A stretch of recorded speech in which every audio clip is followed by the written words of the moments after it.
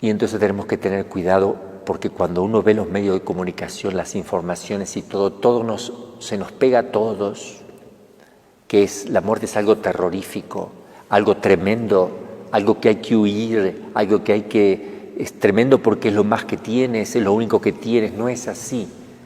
Cristo nos enseñó que eso no es así y lo sabemos que no es así. No es lo más terrible, no es terrible la muerte.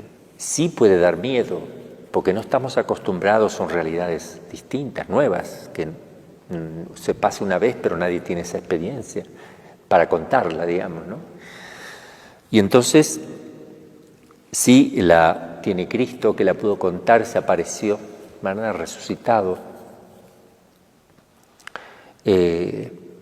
Lázaro, que lo resucitó Jesús, puede contar, pero por lo general no se puede. Entonces, la muerte ante todo tenemos que ver que es la prolongación de la vida que tenemos, pero sin el peso del cuerpo, es un alivio, me sacan un peso, voy a salir de mi cuerpo y me voy a ver ahí abajo, se me va a iluminar el entendimiento, voy a comprender las cosas con pureza, no va a haber engaño, no va a haber fraude, no entra el hombre que te engaña, que te estafa, que te miente, no va a haber políticos que te quieran decir cosas para sacarte provecho, ni va a haber empresas que quieran que le compres a ellos, todas esas cosas desaparecen, desaparece todo eso.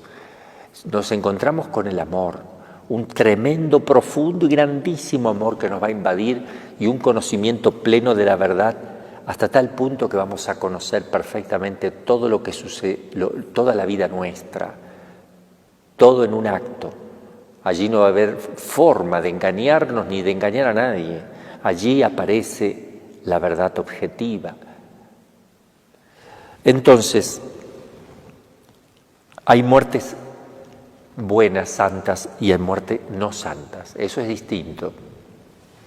Porque hay personas que murieron mal, y morir mal significa que han vivido mal y no han cambiado a tiempo, no han querido.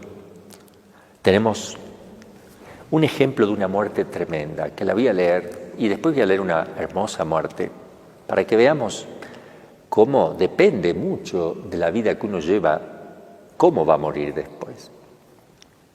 Hay un pasaje en los Hechos de los Apóstoles, en el capítulo 5, donde nos encontramos con una muerte tremenda, que yo no quisiera me tocara eso y quisiera que nadie pasara por ello.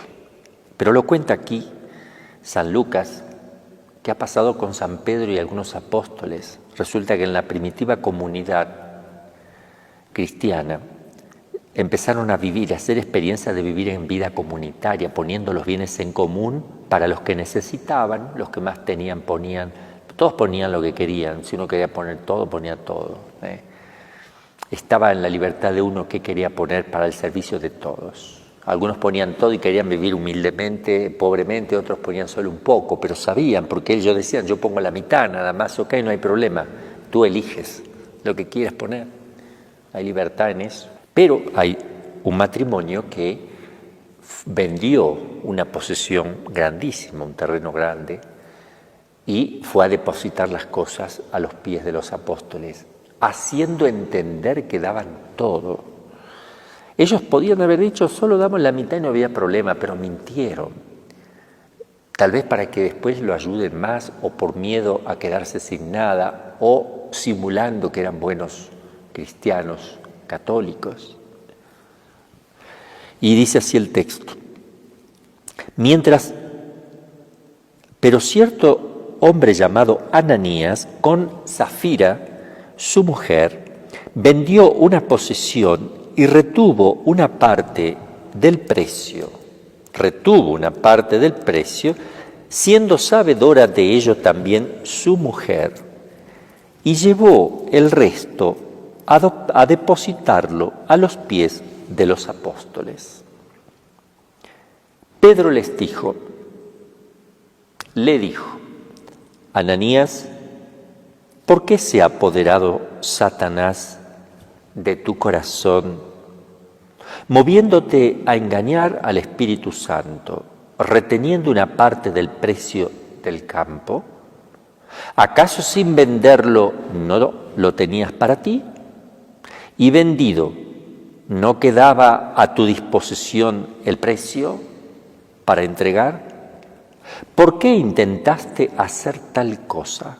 No has mentido a los hombres, has mentido a Dios.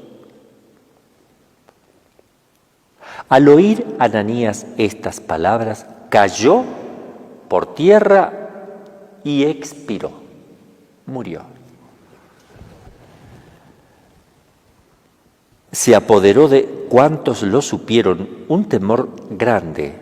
Luego se levantaron los jóvenes y envolviéndole, le llevaron y le dieron sepultura. Pasadas como unas 3 horas, entró la mujer, ignorante de lo que había sucedido con su marido.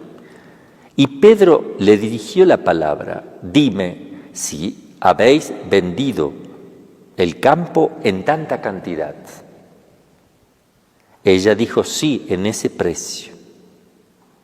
Y Pedro le dijo a ella: ¿por qué os habéis concertado con vuestro marido en tentar al Espíritu Santo? Mira, los pies de los que han sepultado a tu marido están ya a la puerta y esos te llevarán también a ti. Cayó al instante a sus pies y expiró. Entrando los jóvenes la hallaron muerta y la sacaron dándole sepultura con su marido. Gran temor se apoderó de toda la iglesia y de cuantos oían tales cosas. Palabra del Señor. Gloria a ti, Señor Jesús. Tenemos un ejemplo de cómo eligieron morir esta gente. Murieron mintiendo, murieron. A lo mejor en el último instante pudo haberse repetido, no lo sabemos, pero yo no quisiera morir de esa manera. Tengo que prepararme, quisiera estar libre de culpa, quisiera tener un alma limpia, transparente, y tengo que procurar que eso sea así, porque así como yo vivo ahora, así moriré después. No voy a morir distinto de como estoy viviendo. Y un pasaje ahora hermoso, de una muerte hermosa, es el pasaje de Hechos de los Apóstoles, capítulo 6, versículo 8 y siguiente. Se trata de la muerte de San Esteban, mártir de Cristo. Era un diácono que estaba predicando y lo apedrearon porque hablaba de Cristo, de la resurrección de Cristo, del Mesías. Murió dando la vida por Cristo. Esteban estaba lleno de gracia y de poder. Hacía prodigios y grandes señales en el pueblo. Se levantaron algunos de la sinagoga llamado de los libertos, cirinenses y alejandrinos, y de los de Cilicia y de Asia, a disputar con Esteban, sin poder resistir a la sabiduría y al espíritu con que hablaba Esteban. Entonces sobornaron a algunos que dijesen: nosotros hemos oído a este proferir blasfemias, palabras blasfemas contra Moisés y contra Dios. Mentira. Y conmovieron al pueblo, a los ancianos y escribas, y llegando, le arrebataron y le llevaron ante el Sanedrín. Presentaron testigos falsos que decían: este hombre no cesa de proferir palabra contra el lugar santo y contra la ley. Y nosotros le hemos oído decir que ese Jesús de Nazaret destruirá este lugar y mudará las costumbres que nos dio Moisés. Fijando los ojos en él, todos los que estaban sentados en el Sanedrín vieron su rostro como el rostro de un ángel. Al oír estas palabras, voy a seguir con el capítulo 7, versículo 54. Al oír estas cosas se llenaron de rabia sus corazones y rechinaban los dientes contra él. Él, lleno del Espíritu Santo, miró al cielo y vio la gloria de Dios y a Jesús en pie a la derecha de Dios. Y dijo: estoy viendo los cielos abiertos y al Hijo del Hombre en pie a la derecha de Dios.